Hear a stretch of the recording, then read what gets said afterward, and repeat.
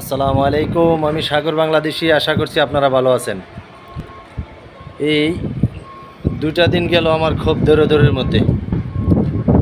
আজকে আমি ক্যান্টনমেন্ট আছি।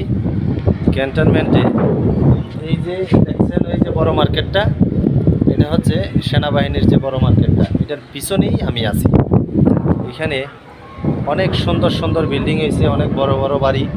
এই যে দেখেন, অনেক বড় বড় বাড়ি। তারপর এই যে দেখেন, আমি আছি প্রায় 7 তলার উপরে। এই যে নিচেই আমার গাড়ি। হ্যাঁ, ওই দিক দিয়ে আবার জলা আছে, জলা টলা আছে। আবার ওই যে গাং দেখা যায়, গোমতী নদী দেখা যাইতেছে, ব্রিজটা। এই অবস্থা, এখানে আছি। দোয়া করবেন সবাই।